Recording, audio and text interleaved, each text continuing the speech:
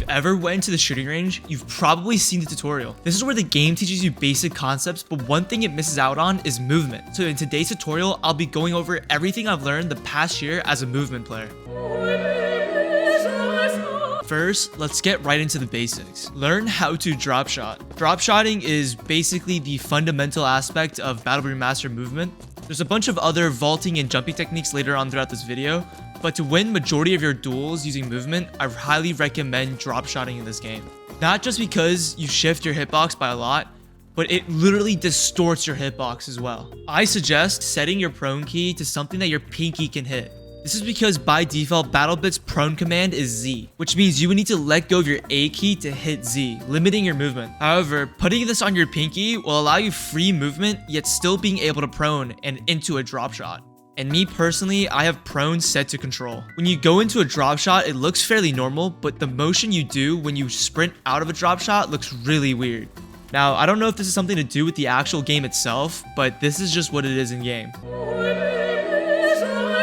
So as the name suggests, this is literally just adding a spin onto the drop shot. This also crazily changes the player's hitbox and distorts it. To do this effectively, you need to make sure you're spinning your mouse in between your prone and when you stand up. There's a short delay between when you're actually able to stand back up after you have prone. That's when you want to move your mouse. Air strafing is also a pretty basic movement mechanic within BattleBit. All you have to do is just spam jump and move your mouse around side to side. But when you're doing this, you want to make sure you still have line of sight of exactly where you're trying to go, because it's very easy just to get lost within your spins. You can air strafe while reloading. You can also air strafe when you're rezzing somebody, and you can also air strafe when you're getting shot at but you're still reloading. Even though this tip is pretty basic, there's a lot of uses to this. This one's also pretty self-explanatory. By spam leaning or crouching, you're able to dynamically shift your hitbox a ton. And this isn't really hard to do either. As an old Siege player myself, this reminds me of 2018 Siege spam leaning. If you are having trouble spam leaning, I highly recommend doing the following. Try bouncing your middle finger between Q and E. By doing this, you're able to move left and right while leaning left to right.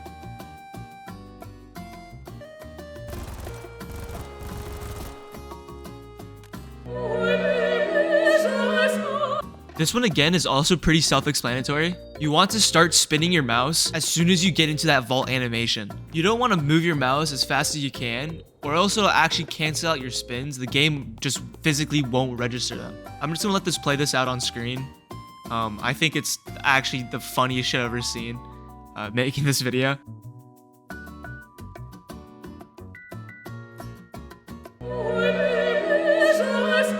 This one's pretty dope. You can jump from window and then air strafe back down into another first floor window.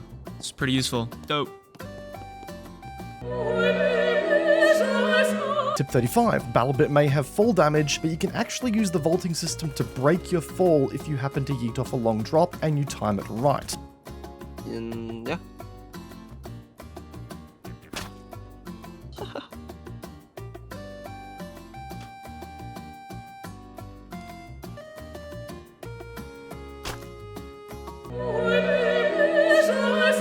There's actually a lot of windows like this around the map, but you can actually climb through most small windows in the game. It's pretty cool actually.